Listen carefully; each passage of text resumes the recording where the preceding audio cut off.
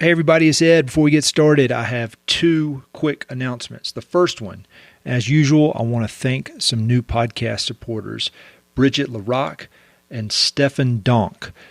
Both Bridget and Stefan went to mountainprairie.com and they joined a very, very long list that you can actually see on the webpage of folks who have supported the podcast financially over the years. I really, really appreciate it. No pressure there at all. The podcast is free and always will be, but if you are so inclined, you can go to mountainprairie.com/support to learn more about that. And second, I want to thank my good friends at Ranchlands for supporting this episode. Most of the folks who listen to this podcast know about Ranchlands. They're a ranch management company that operates some of the West's most iconic large-scale ranches, including the nearly 90,000-acre Chico Basin Ranch here on the Front Range of Colorado, and the 50,000-acre Zapata Ranch on the western slope of Colorado's Sangre de Cristo Range. But calling Ranchlands a simple ranch management company is a pretty ridiculous understatement. They offer one-of-a-kind ranch vacations at the Chico and Zapata. They offer high-quality leather goods and apparel at Ranchlands Mercantile. And they have one of the best blogs in the American West, and they call it the Ranchlands Review. On top of all that, they're some of the West's foremost experts in conservation and holistic land stewardship. There's obviously tons of overlap between what I'm doing here at Mountain and Prairie and the important work that everyone at Ranchlands is doing. I consider them friends and collaborators, and I'm actually doing my strenuous life retreat at the Zapata Ranch this fall. I have the highest respect for everything Ranchlands does, so I'm honored to have them as a supporter of this episode. I'd encourage you to go to ranchlands.com to take a look at all of their offerings if you're not already familiar. And if I were you, I'd pay special attention to the early season deals at the Zapata Ranch and a special locals rate for Colorado and New Mexico residents. There are just a few spots left in several of this year's Zapata workshops, which sell out quickly every single year. You really are not going to find a better ranch vacation in a more stunning location than the Zapata. So I'd encourage you to go to ranchlands.com to learn more about all of their excellent offerings. There's a link to that in the episode notes. And please tell them that you heard it from me here on the Mountain Prairie Podcast. Thanks so much.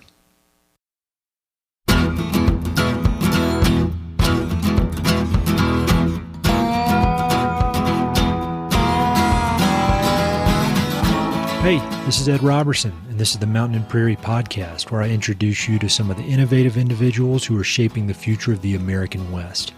I meet most of these people through my work in land conservation, or through my hobbies and interests that revolve around spending time up high in the mountains.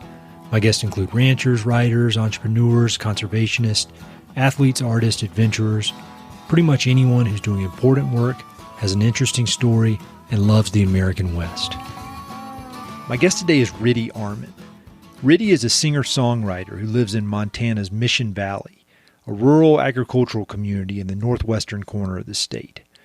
Riddy's self-titled debut album was released in 2021 and has received praise from renowned institutions such as Rolling Stone, as well as from many highly respected fellow musicians, including Colter Wall.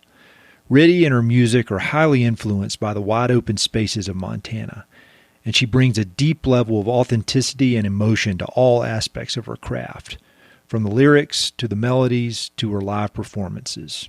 Born and raised in Ohio, Riddy left home after high school and began a long, winding, and interesting journey that took her to North Carolina for a year of college, to New York City where she worked as a model, and on an extended hitchhiking and train hopping journey around the United States, just to name a few.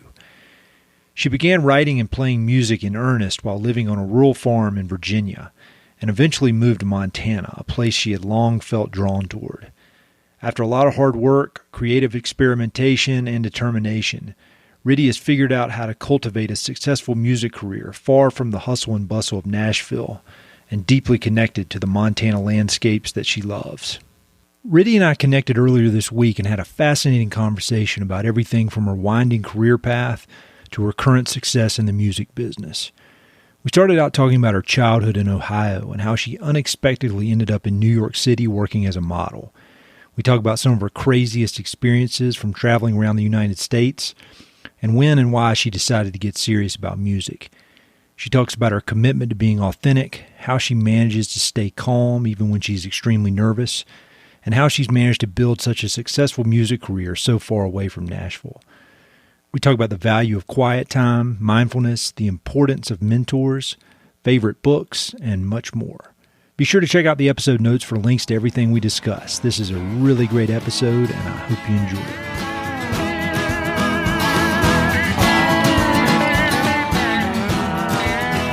Like me, you are not from the West, and we both ended up out here. I think I'm older than you, so I got out here a little earlier. But we're both not from here and have found kind of a home out here. So I was wondering if you could start out by talking about where you grew up. Yeah, of course. I grew up in Ohio, northwest Ohio, in the Great Lakes region, in a town called Maumee, Maumee. And there's also a river, the Maumee River runs right through it. So I grew up there. It was a super wonderful place to grow up.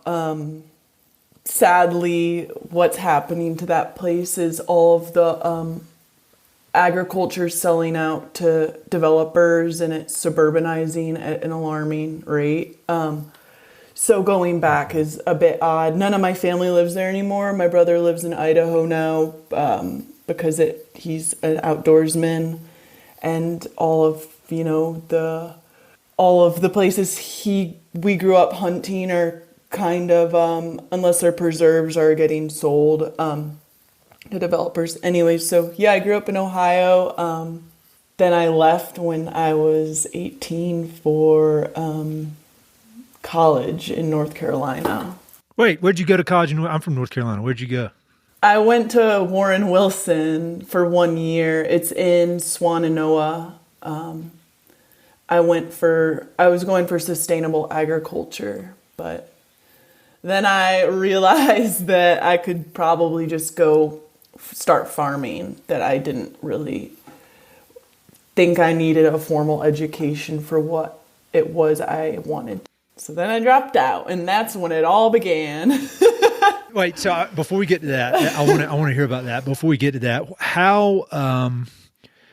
what was the connection to agriculture? I mean, you said that where you grew up, that it was an agricultural community that's now turning into housing developments, unfortunately. But like, were your folks involved in agriculture? I mean, how did that get in your head that you wanted to be involved? My folks were not involved in agriculture. My mom's side of the family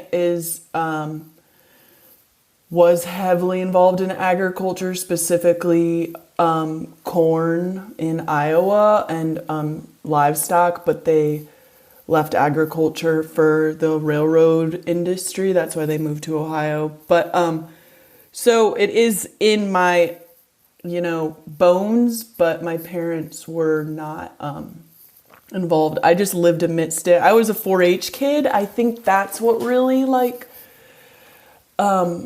I kind of was a barn rat, and so I was around a bunch of kids that grew up in that, and my dad had some buddies that had horses and cows, so and I just always felt really, I think, connected to myself when I was hanging out in nature and hanging out with horses. So it was just something that made me feel whole. I'm not sure where this desire to grow food came from, but it's just a passion that naturally developed that I couldn't really quell, So I wish I knew. I mean, when I found out that my mom's side was so had been growing food, since they came from Ireland, pretty much, that maybe made some sense. Like, okay, well, I guess it's somewhere like within me, like through my past, but I don't know. And so when you decided to bail on college, I always have so much respect for people who had the guts to do that, because like, I know the way I grew up, like that was just I never even considered it. And I spent, personally, I wasted a lot of time in college just because I wasn't directed. I didn't really know what I wanted to be doing. And I would often think, like, if I went to college now, it'd be awesome. But at the time, it was just kind of going through the motions. So, I mean, what did your mom say when you said, I'm done with this? It was a terribly like shameful and it felt shameful and hard decision for me. Looking back, I think I experienced like a true depression during my freshman year of high school, and I had a lot of like unresolved grief that I think going away to college and kind of being alone and all of these new I guess places for my mind state to be like started setting in. So I was just struggling like being happy in school, and I think that pushed me to this thought process like there's got to be something else, there's got to be something else. My mom was really bummed, but you know, I think at that point she just didn't know what was she going to do, force me to be there and have me be miserable. I think that's where her mind went. She's finally stopped bringing the college thing up though, so it did last like a good decade plus. I get it. No, I mean, I got two little girls, and I mean, I think it's, it is, I mean, when you think about college, like if you decide to go, it is kind of like this path that has been well established, but that's the common theme of so many people I have on this podcast is that very few people follow the established path. And so I admire it. It took me a long time. Like I think now at age 44, I'd have the guts to bail on it. But when I was 18, no, I mean, I didn't. So I think that's awesome. So you leave Warren Wilson, and then do you go to Virginia? No. See, this is where this is where the path takes a turn that I think most people wouldn't guess. So I was actually listening to Chris Douglas's podcast that you did with him, and I was like, huh, interesting. He and I have similar secret pasts. But anyways, so I moved to New York City.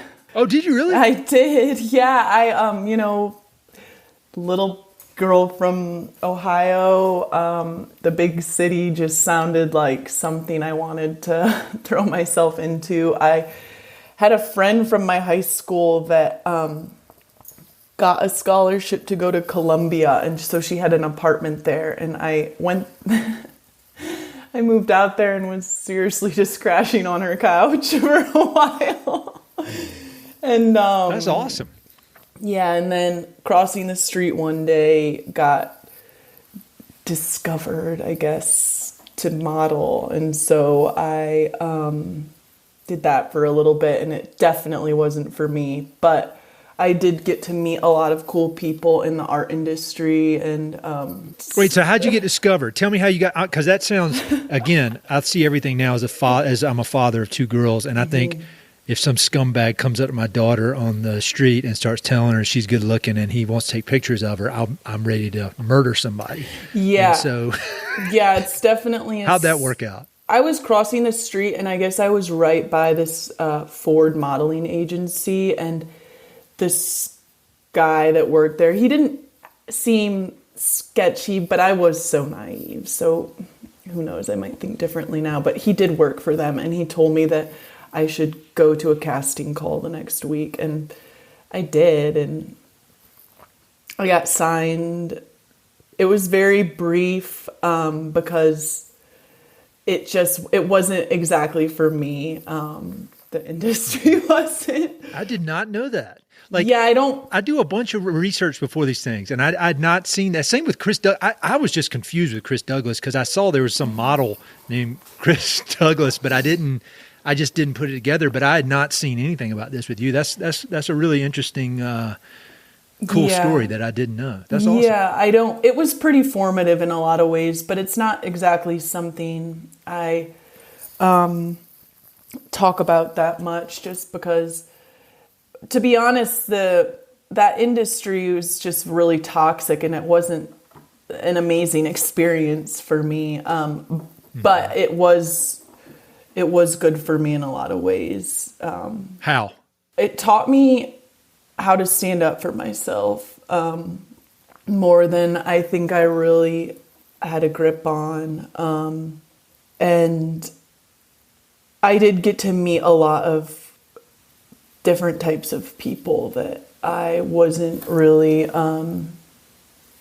familiar with, being from a small town in Ohio. But and I met a lot of girls from like overseas, so that was cool. But I was like 19, I think. It was really a lifetime ago. That's cool. And so as you were doing that modeling, I mean, was music going on the, like in the background the whole time? Like was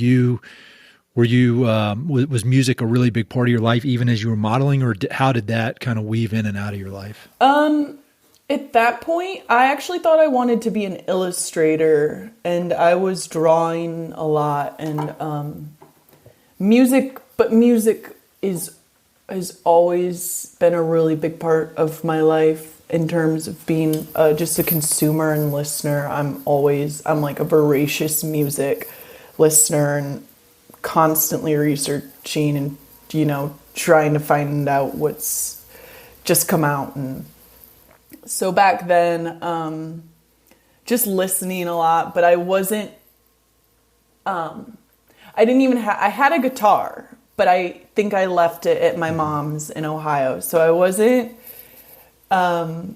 playing yet and writing, but I was writing poems and writing a lot, just nothing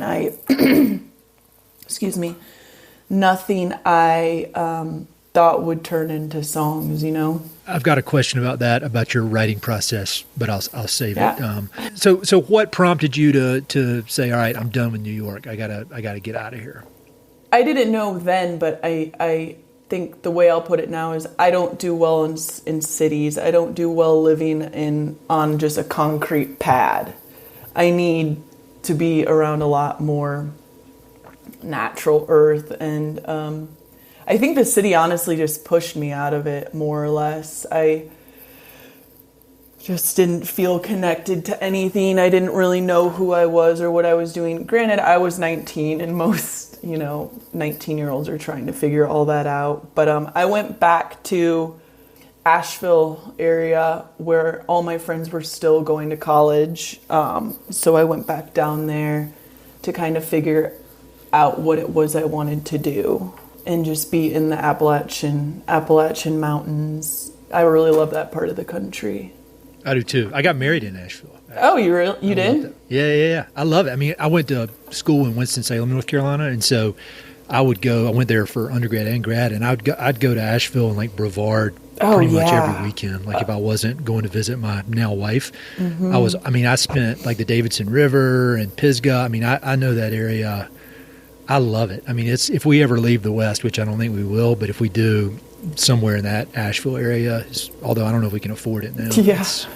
It's fancy now. Yeah, it is. I've always thought the same thing. All right, so you go there, you're hanging out, you're back to more of a nature, a natural environment, and then what happens? Then I start traveling. Then I have no money and just decide I'm going to just travel. I have a friend named Eva, and she wanted to do the same thing, so we went out, and I understand why my mom was so god-awful terrified at that time, but we were hitchhiking and like riding trains, and I was just out there searching for something. I'm not really sure. I mean, I still wanted to do agriculture, but there was something else that I was looking for within myself, I think. But I was running away from myself by traveling just because I was young and I didn't really know, I guess, how to figure out what it was I really needed. So see, I'm just throwing all the curveballs at you right now. No, I love it. I mean, I love it because I think most people go through that kind of stuff. I mean, I think I did when you're 19, 20. I mean, you don't know what's going on. At least most people don't. But what I admire is that you had the guts to like go out on your own. And I mean, when you were a little kid, were you pretty independent? Like were you, did you, did you ever were you kind of a troublemaker? You get in trouble or anything? Or were you just completely independent? Or how did, cause I was such a rule follower. And so I'm always curious how people know how to do their own thing. We were raised to be pretty independent, and we were raised on just 5 acres, but surrounding our house was all of this state park. So it was just for kids, that's unlimited places to go. And our parents weren't, helicopter parents. We were thrown outside. Sure, take some hammers and nails, go make a fort in the woods, whatever we wanted to do. We'd just be gone all day. I think that built a really strong sense of independence within me, and problem solving. But yeah, I would say that my dad, he passed away when I was in 8th grade, but I was kind of a troublemaker in school, but it was because what he thought I was just too smart and kind of just bored in school. And he was a fierce advocate for me when I was getting in trouble. Because it was mainly just talking out of turn. And yeah, I think I was just bored in the formal education system. It just has never worked for me. But it wasn't easy. I do think I attribute a lot of my ability to just forge my own path. I think my dad's death really lent itself to this. I was able to see through a new lens, and that's being life is too short, to put it kind of plainly. When you say it, it seems like people are like, yeah, of course. But I think being able to recognize that at a relatively young age and then adjust your life trajectory because of that, most people don't do that. So I really admire that. When you said you were searching for something during that time when you were traveling around and jumping on trains and all that kind of stuff. I mean, looking back, knowing where you are now in your career, what did you gain from that time? I mean, I know it's probably hard to be like, well, I was actually searching for this and I didn't, but when you think about that time, which was probably cool, but also I would imagine kind of unsettling at times. And, how did that inform who you are right now? I think there's a lot to stepping outside of one's comfort zone. And there's a lot to that saying, do one thing every day that scares you. I really do live by that, because I think it just, my mind expands enormously, and my spirit and everything just by being put in situations that make me uncomfortable. And traveling like that was uncomfortable. I was putting myself out there with nothing. I was put in a lot of kind of sketchy situations, although they were all really important building blocks and learning tools to who I am today. I guess, yeah, that's where my mind sits on it, is that it was putting myself in those places of discomfort somehow. I think just built my character in a way that maybe I don't even really understand yet. So, yeah. What was the sketchiest thing that happened to you during that time? There was a couple, but one was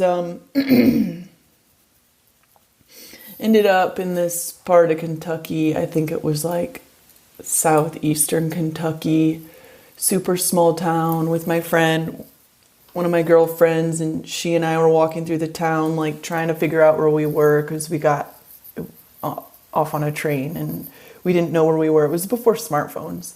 So these two cops show up, and they're wearing the old brown uniforms and the big ranger hats, and I had this buck knife on my hip, and the buck knife was my dad's, and on the sheath he had leather burned his name, Tom, into it. And we were like 19, 20 years old. We were so young. And the cop, in all seriousness, asked me if I had killed Tom and stolen his knife. That's kind of a sign of respect, though. They're like, this girl's a badass. Man. Yeah, they were so scared of us. I just think they had never seen anything like, they had never seen two young girls, and we were like pretty disheveled. I mean, we had just been on a train and looked like we had crawled out of like a coal mine probably, and so I think we were just really, they were more scared of us than we were scared of them. But that wasn't necessarily dangerous. It was just it's kind of funny, but looking back, it was, I mean, we were pretty nervous. You're gonna send me to jail for killing my father that died of natural causes. Damn. You should write a book someday. Not now. You need to be focused on other stuff. But at some point, there's definitely a really interesting book. I just read a book by Sebastian Junger, the guy that wrote Perfect Storm. It's called Freedom. And he basically travels he and some buddies, these war vets, hike the railroads through like Pennsylvania for like 400 miles. Whoa. And he tells some crazy, I mean, I think around railroad tracks, there's some sketchy stuff going on, as I'm sure you saw, but that's hardcore. I mean, that's so what ended that for you? When did you decide, all right, I've had enough of dealing with weird cops and sketchy stuff like this? And was there a turning point, like a breaking point, or was it just kind of like you transitioned out of that and started doing other stuff? Yeah, I just transitioned out of it, and also I wanted to live somewhere. You know, traveling like that doesn't lend itself to the cycles of agriculture. So I wanted to live like on a full year on the land somewhere. And so what really ended my traveling was moving to Virginia, although in between this traveling in Virginia was New Orleans. And one of my friend Eva and I, who we traveled quite a bit together, she and I ended up in New Orleans. She left and I stayed for a winter, and that is where I would say I met a lot of lifelong musician friends whom I still have, and that's really where I got the idea that I wanted to play and make music, and that it was really healing and important to me.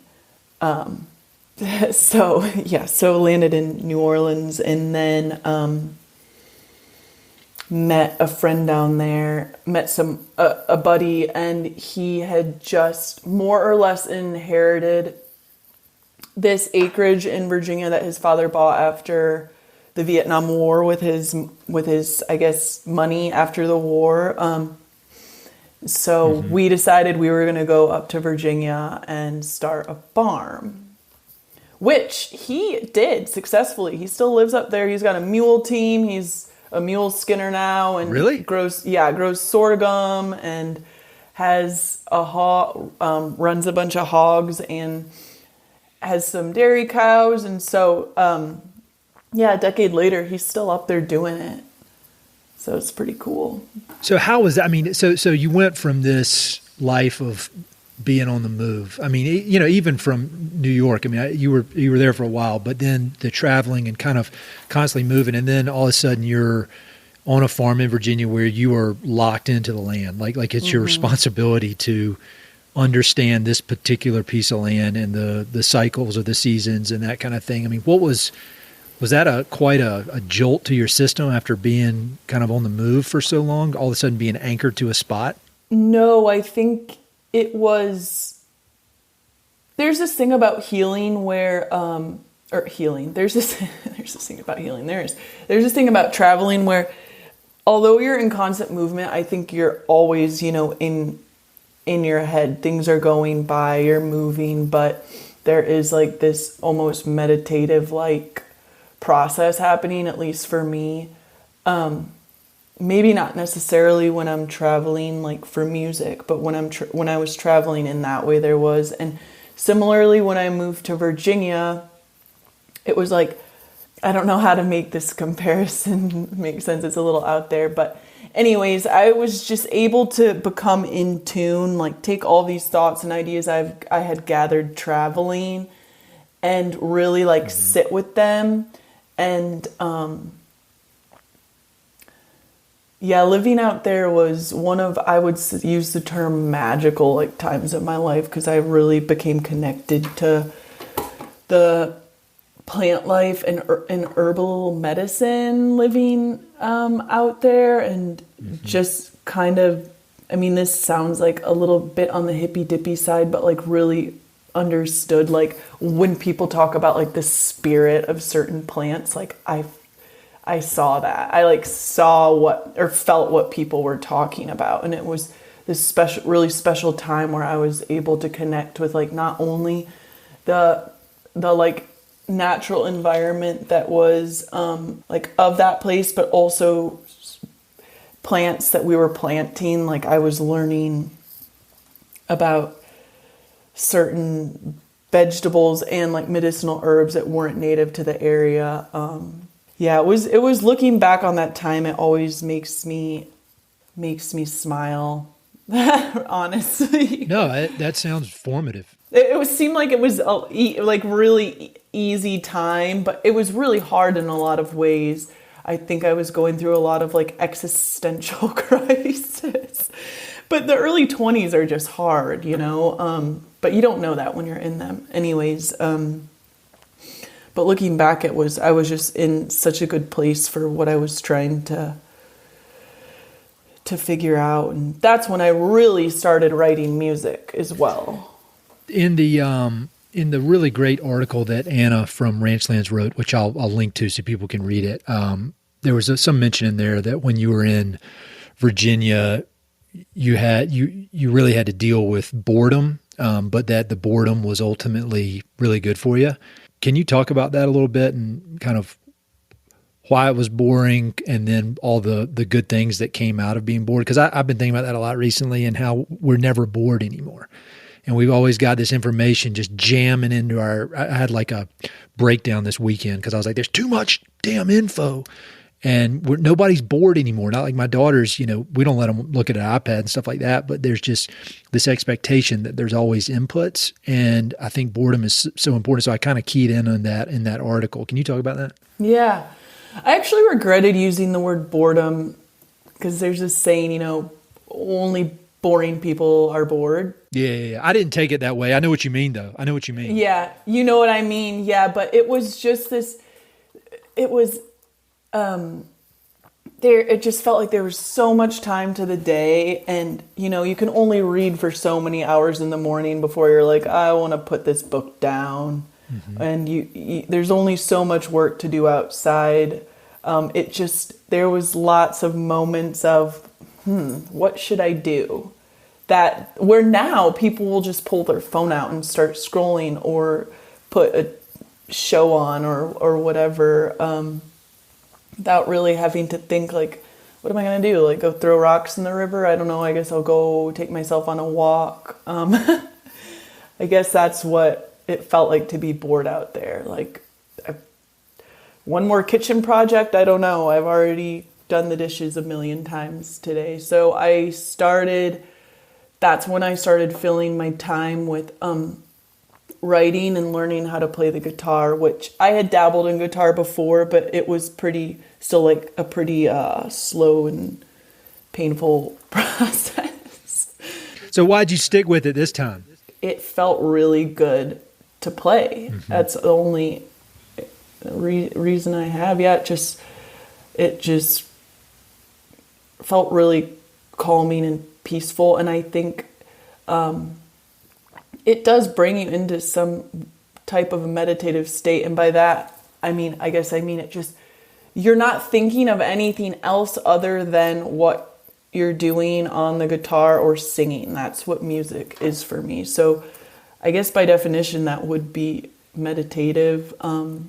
Yeah, I think that's why it just felt really good. So it sounds like, correct me if I'm wrong here, but it sounds like you started by writing, and then the music kind of filled in, like you'd been writing poems, and you had been writing pretty extensively, and then the music kind of filled in. But like nowadays, when you write a song, this is just a song I have. I mean, a question I have for musicians in general: is it the melody or the music that drives it, or is it your writing and your thoughts that drive it, or maybe it's some combo? It's my writing and thoughts. And then I think through the emotion of the writing and the thoughts, the melody comes and sort of sets the scene. Mm-hmm. It always shifts though. Sometimes it really just depends, but that's mainly how it is. I'll think of an idea or something I think would be a good song, and I'll write about it and then pick the guitar up and start trying to sing it while playing. Although I am wanting to experiment with different ways of writing that are more maybe structured, although I don't know if that will, that might just change my sound and everything. Do you collaborate with other people like now? I mean, like when you're writing, it seems like, from what I can tell, like a lot of it is solo or kind of introspective. But like, do you get any energy from collaborating with other artists, or are you pretty internally driven for that kind of thing? I've never collaborated, but I want to. I really want to. I have a strong desire to collaborate. I just haven't made it happen. And one of my songs actually was a slight collaboration. Just the song title a friend kind of gave me, and it just acted like a writing prompt, and I found that really, really inspiring, and was able to write a song with like great quickness. And I'm not really a quick songwriter, I wouldn't say. So yeah. When did performing enter the picture? Like, when did you start? It's one thing to do this, with the door closed in your bedroom, write songs and come up with music. Yeah. I couldn't even do that. But then it's a different level when you get on stage or in front of even like one person, much less, 50, 100, whatever. And so what was that transition like?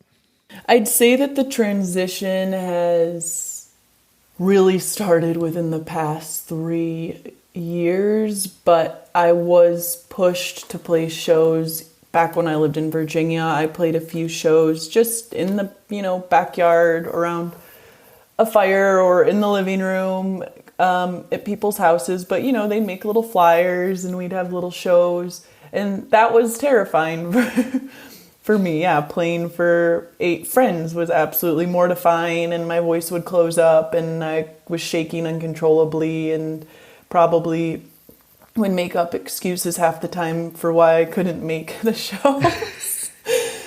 So I was really stricken with stage fright. I think you'd be crazy if you weren't, I think that's normal for like a normal human being. I think there are some folks that get into music because they have a burning desire to be the middle of, or like center of attention. There are definitely those people that just want to be under the big lights. I am not, absolutely 1,000,000% not one of them, but I have been getting by. Do you get nervous now? Yeah, I do. Yeah, of course I get nervous. Yeah, it's just, mainly when I get nervous, it's because I'm in a negative thought pattern, and that is just thinking way too much about people's judgments of me. And so I've worked to get myself out of those thought patterns, and it's all like subsiding. But this past summer I got thrown on a stage at the under the Big Sky Festival, and my face was on 2 huge jumbotrons, and that was really one of those moments where I was mortified. I thought I was going to puke. My manager, Travis, was making jokes that I was going to puke on the Jumbotron. I definitely thought I was. But it, again, it was do one thing every day that scares you. And I had no option. I had to do this show, and I got through it. And now that really cracked that stage, and kind of being thrown into that situation. That was a big building block. Yeah. After you've been that nervous, it's hard when you've been to that level of intensity with nerves, after that, it's kind of hard to get there again. It's kind of like, all right, that's about as bad as it's ever going to be. Yeah. And you develop more like mental, I don't know if control's the right word, but I just know how to self-soothe in a way where I don't experience that intense nervousness, because this is a job now and I want to be good at it. So I really want to work through that nervousness, because it doesn't help the audience feel connected to me. I don't even feel connected to myself when I'm that nervous. It's like I fully almost disassociate from my body. It's not a fun place for anyone. So, yeah. It's weird. It's almost like, how they say like Native Americans up in Alaska have like 100 different words for snow. Yeah. And I feel like nervousness is this all encompassing word, but it may not really be accurate, because it seemed like I've talked to a lot of different people who perform in some way, and it's almost like they're not nervous. It's just this indication in their body that what they're getting ready to do is important, and it's important to them, and they're taking it seriously, and they don't want to mess it up. And it's not like you're scared all of a sudden you're going to forget how to sing or forget to play guitar. But it's just this idea like these people, you'd be crazy if you weren't like, these people are paying money to come here and see me. Like, it'd be odd if that didn't put some weight on your shoulders.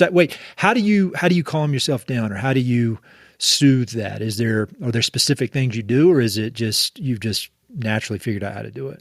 I think positive affirmations, deep breathing, closing my eyes, taking a moment to visualize myself. Everything my coaches in high school, I was a pretty serious volleyball player, and I look back to things this one coach taught us about performance anxiety, and I really have used a lot of those tools, just picturing myself playing, getting through with the show successfully, being proud of myself, and just taking a moment to close my eyes and take deep breaths. That has really helped me. I love it. Yeah. And that's the same kind of stuff I do. Yeah. I saw you're an athlete, so I'm sure that you go through the same things before a race. Or calling me an athlete, that's not, I told somebody I'm really, really good at not quitting. Well, that's the only thing I'm good at. Yeah, I think anybody could, like these races, it's not like you just pay money and they're like, yeah, we'll take your money. And then you go out there and suffer and throw up in the woods, and you're a weirdo. But no, I get it. I think the breathing is huge. I've really committed myself to breathing over the last few years. And I feel like a lot of people, go to alcohol or marijuana or whatever to calm down. And what I've found is that if you do a specific set of breathing exercises for 5 or 10 minutes, like it changes the chemistry in my brain. I can't speak to how it works for other people, but it's very, very, very, very powerful, I think. Yeah, absolutely. I completely agree. Yeah. And those substances do not help me. I think they make, cannabis, I don't dabble in, but alcohol, I've definitely used alcohol, and but it just doesn't, it makes me more anxious. I think it's not I want to be connected to everything that is going on within my body and mind, and that doesn't help. No, I'm with you. I mean, I quit drinking probably when I was like, I can't remember, like 30 or 31 or something. And now it's, I mean, I got no problem with people want to drink at all. None. But for me personally, I'm really into like mindfulness meditation stuff. It's very important to me. And I almost have this idea now, and this does not to sound judgmental at all, but like, I feel like alcohol is cheating because it like masks, I can't really see what's going on in my brain. And I want to always be fully aware of like what my brain is doing. And maybe that's some kind of tough guy macho thing, but it works for me. It works a lot better than drinking and feeling hungover, that kind of thing. So, yeah, absolutely. I don't know. I'm a big fan of the breathing. Yeah. I actually last night decided it's funny, want to get into breathing more. What's that crazy, the guy, his breathing method, and he like swims in Antarctica? Wim Hof. Yeah. Wim Hof. Yeah. Yeah. I was just writing something about this the other night. I was writing something, and I got really into Wim Hof, like really into it. And I kind of have a extreme personality, and I started doing Wim Hof so much, and then I did it. So I crossed the line. And I passed out when I was taking a shower and fell on the bathroom floor and smashed my face. So you got so now I know where the line is. So high off breath work. So you don't want to go that far, but if you go right up the edge, like right there, then you're good. But yeah, I'll send you a book about it because I'm serious. It is. Meditation is a long-term commitment, and it's, meditation's not a quick fix for anything, but if you kind of go crazy with this breathing stuff, it is a very quick fix for whether you're depressed and you want to feel better, or you're too jacked up and you want to calm down. Like, it's really amazing. So I don't know, other people listening to this, like, what are these weirdos talking about? But offline, I'll send you some yeah, absolutely. Yeah. I'd love that. When did the urge to go to Montana hit you? Wow. Well, this sounds out there, but it's been on my mind since I was a kid. It was always it would just always pop in my head as somewhere. I think I knew I would live here when I was probably like 10. I was like, I'm going to live in Montana someday. I had never been here, but I have a bunch of family in Colorado. So we'd grow up going to Colorado. So I was super familiar with the way that the mountains made me feel. But fast forward a couple decades and I had my best friend, she moved out here. Her partner's from Billings, but they live in the Mission Valley out here, and she was pestering me. She moved out here, and I think it just resonated with her that she knew I needed to live here. And so she was pestering me, and before I knew it, I found myself at a serious crossroads where I was looking for kind of the next step in my life, and just feeling like, wasn't a midlife crisis, but just again feeling that kind of existential like place where I didn't know really who I was or what I was doing, and then all the puzzle pieces just started coming together, and I came out here. I got this gig, I guess, to babysit someone who is now a good friend's ranch, but I would call it more a small farm. And that was through a series of like many different people that all somehow knew each other. And it just started kind of, the doors just started opening, and it felt like the right path to move out here. And here I am in it. And I typically make it about a year or two living somewhere before I start feeling this like discomfort. I don't know if it's a discomfort within myself or just like what, but it always pushes me to kind of like move, find something else to do. But here I'm just content. I don't think I just nowhere else to be. What year did you move there? End of 2019. So it's pretty new for me. I wish I would have listened to my friend when she started trying to drag me out here, but it happened right at the right time. I guess, I just feel all this guilt, like so many folks are moving to Montana right now, and a lot of my friends from Montana are like so bummed about that. And I do experience like guilt that I'm one of those people, although I know I respect this place in a way that might be different from a lot of folks that are coming out here. No, I know that feeling because, North Carolina, I moved to Wyoming, and then now I'm in Colorado. And, when you see, my day job is in conservation, and when you see what all these people are doing in the resources, and I'm like, man, I'm one of those people, but maybe it's just like trying to make myself feel better. But I'm like, well, I think hopefully I'm making things a little bit better. And you definitely are. I mean, I feel like that again, I'm not a music expert by any means. I am a music appreciator, but I feel like the Montana landscape really fuels a lot of your creativity at this point, and a lot of your music. And I mean, I feel like it makes the world better as far as I'm concerned. So, not that you need my approval, but. Well, thanks for saying that. I do appreciate it a lot.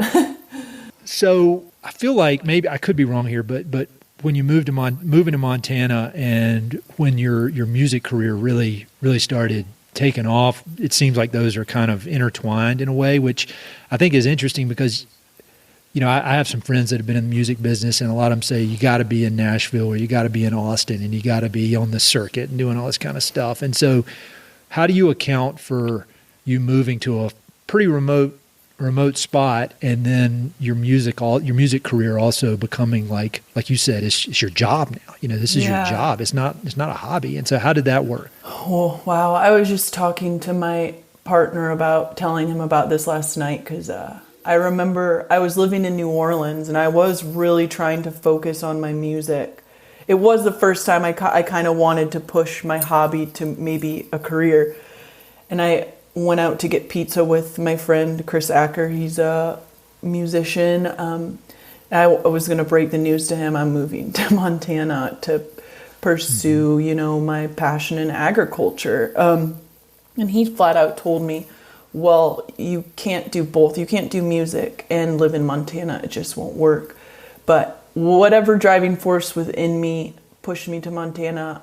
I think what happened was I'm on the right path. And so moving to Montana, everything just started clicking and matching up. And the music, there's a video that went viral on YouTube that we can all attribute to like my name getting out there and La Honda Records finding me. But that video probably wouldn't have happened or had such success if I hadn't moved out here. And I was just in such a healthy and like wonderful state within myself too, that I think I was just, I guess, kind of attracting like what my dreams and goals were. Really, I don't know how else to describe it, because I always thought you had to be in Nashville too, but I couldn't be a musician in Nashville. I would be so bummed. Well, it wouldn't be you, Right. I think what people see is you're so authentic, and I feel like your music, like even if you just read the lyrics, like it's very authentic, it's very personal, and it's not talking about chugging Coors Light on the truck tailgate and that kind of. It's not. It's not the Nashville kind of. It's you, and it would be very. I would think it would be very hard for you, who I'm looking at right now, to be in Nashville. That's not you. So I don't know. It's just cool that people are attracted, like that you were able to find this, that putting yourself out there like that also attracted all these like-minded people who connect with what you're doing. Yeah. It's really cool. I feel so thankful, and I'm so thankful for La Honda Records, because most record labels, I don't think would touch a musician that didn't live in Nashville. Although the industry is changing. It really is. But they would want me to be in Nashville because they could just push me, make more money off me playing shows in Nashville, and I'd be right there. But La Honda Records swooped me in, and they've been super supportive in my career living in Montana. But not one of their musicians lives in Nashville, so that's just kind of their thing. They just are looking for honest people that are sharing themselves through honest music. Nah, that's awesome. I mean, it doesn't seem like it gets any better for that, the type of artist you are. Now, the people we were talking about earlier who want the spotlight on them and that's all they crave, maybe that wouldn't be an ideal fit. But I think, I mean, that's, I love hearing that. So like I said earlier, you come off to me, and I think to a lot of people, as just extremely authentic. And we got a lot of mutual friends, and one of the words that kept coming up when people would talk about you is humble. Like, she's just really, really humble. She's really, really humble. And so how is it putting yourself out there and being so open about, all these, I don't know, like you're just being very transparent about how your brain works and all this, pretty emotional stuff. Is it hard to be that authentic to now that all these hundreds of thousands of people are listening to this stuff that you're putting out there? Is it weird? Is it weird knowing that, like, I'm putting myself out there? I mean, how has that process been? I think ultimately it's easiest to just be oneself, and it's easiest for me to just be open about who I am and how my brain works, as opposed to, I've spent my whole life like trying to take my walls down, and I don't really want to put them up. I mean, I think I might have to in a certain sense if I do gain like more of a following, I suppose, but I really enjoy living life being like as open to possibility and other humans and open to like what is going on with inside me, and that's just like transparency and vulnerability and it's a tricky thing in this industry because it's like typically people like me are taken advantage of, to be honest. And I mean, like a lot of the way I am would be looked at as naivete, but it's not. I just think I'm at peace with who I am, and I never want to have that like big business sharky thing about me. That's just, it's not me. I have people do that. They can do that for me. Yeah. That can be hired out. When you think about, artists that you admire, both just straight up artistically or people that have navigated, say, the music business in a way that you connect with, that is, they stay true to their self, but have done well in the business as well. Like who are some artists that come to mind that you admire, that you think, all right, I like the way they do things?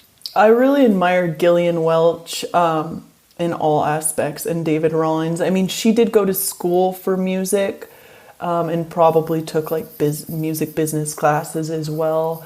But I find her to be, I don't know her personally, but she just comes across as so humble as well. And she doesn't have this kind of gross like corporate thing about her. She's just does what she wants, puts her image and all of her art and all of her, everything's just the way she wants it, but she's still like very successful. And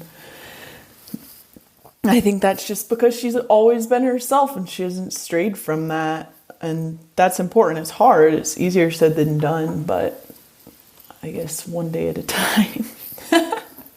Yeah. I mean, it seems like if you're going to stay true to yourself and stay true to your art, that is not the normal way of doing things. Like that requires a lot of effort. Like I love the Avett brothers. They're from North Carolina, and I feel like they're true artists. Like they haven't I imagine there've been plenty of forks in the road where they could have gone and quote sold out or whatever and just changed their whole, gone completely mainstream. And yet for 20, 25 years, they've just been staying true to themselves. And it's almost like it takes longer, but the loyalty is so much stronger with the people who admire them. And so it's a long game you're playing, but obviously not that I'm a pro, but it's inspiring for me to see, because I think all these things you're saying can be applied to any creative project or any creative endeavor, whether it's writing or, just you got to stay true to yourself, and you can only be yourself.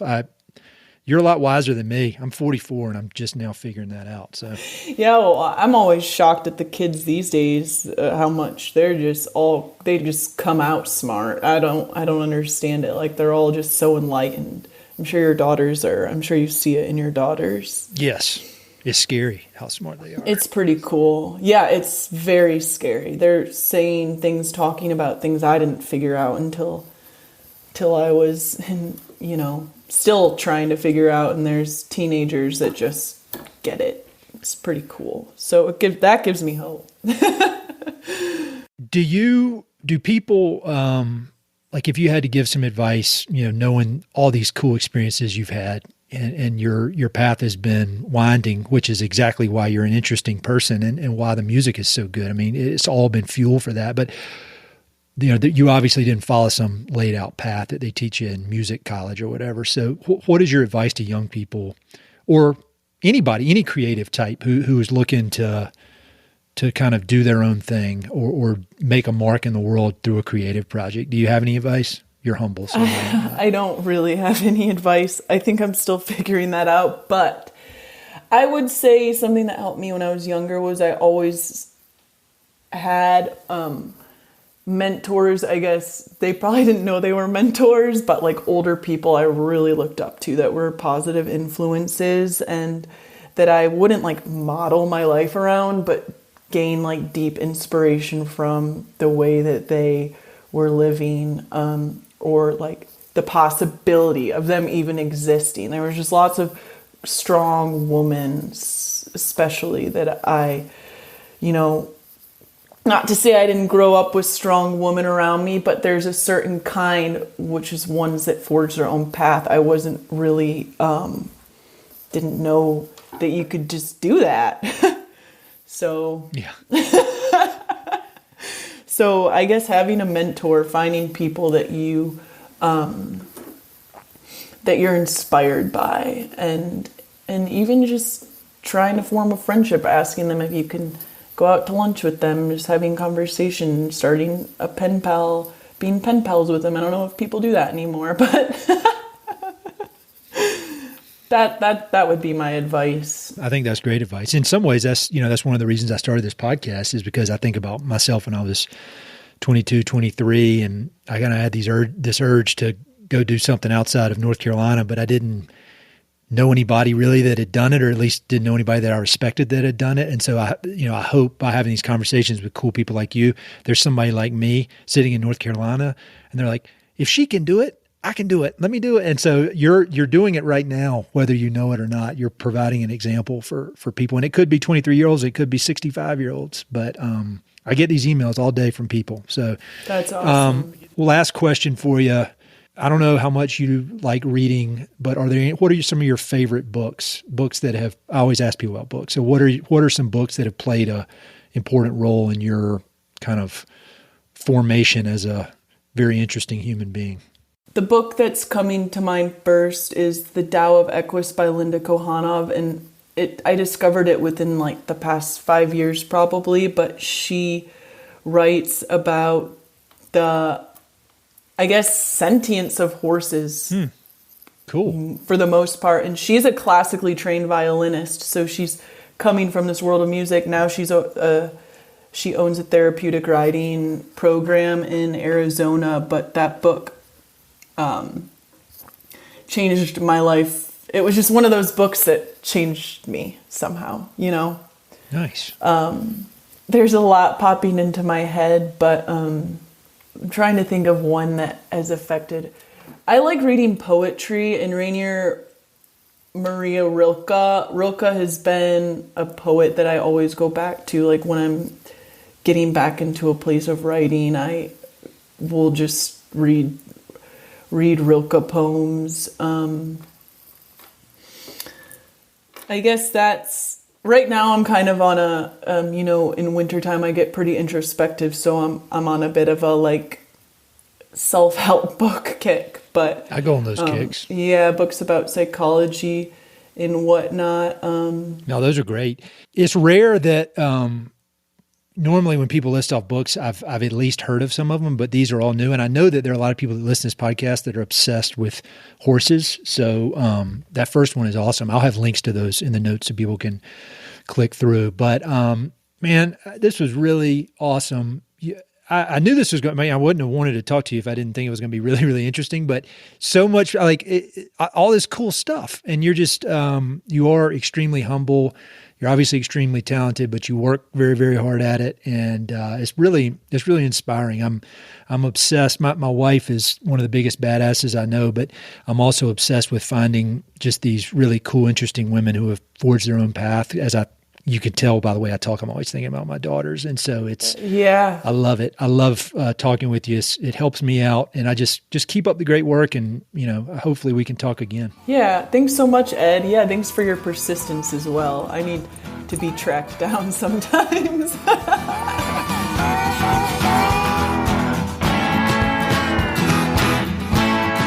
Hey, it's Ed again. Thanks so much for listening to the podcast. I know your time is valuable, so it means the world that you spend it listening. If you want to support the podcast and help it to continue to spread and grow, there are a few ways you can help. Number one, pass it along to a friend or share it on social media. Word of mouth recommendations are the most powerful way for ideas to spread, so I'd love it if you could share the podcast with a few pals who might enjoy it. Number two, you go to Apple Podcasts and give it a 5-star review. Good reviews encourage the Apple overlords to suggest the podcast to others. So there's a link in the notes if you'd be so kind as to give it 5 stars. Number 3, you can support the podcast financially via Patreon, and there are exclusive benefits for those who do, including a monthly behind-the-scenes newsletter, Mountain and Prairie stickers, live and recorded video chats with podcast guests, and much more. Number 4, I've also got 2 emails that I send out. The first is my weekly email called Good News from the American West, which I send out every Wednesday. It's only positive news, something we can all use a little more of these days. And my other email is my bi-monthly book recommendations email. One email every other month with 5, 6, 7, or 8 books that I've recently read and highly recommend. The thousands of people on both of these lists will vouch for me. No spam or other funny business. And number 5, finally, check out my online store for Mountain and Prairie stickers, shirts, and coffee mugs. I've got some really cool designs from Western artists with more on the way. So head to mountainandprairie.com/shop to check it all out. I'd love to connect with you. I'm on Instagram and LinkedIn, so look me up on either of those platforms by my name or through the links on my website. All right, that's it. Thanks so much for your support.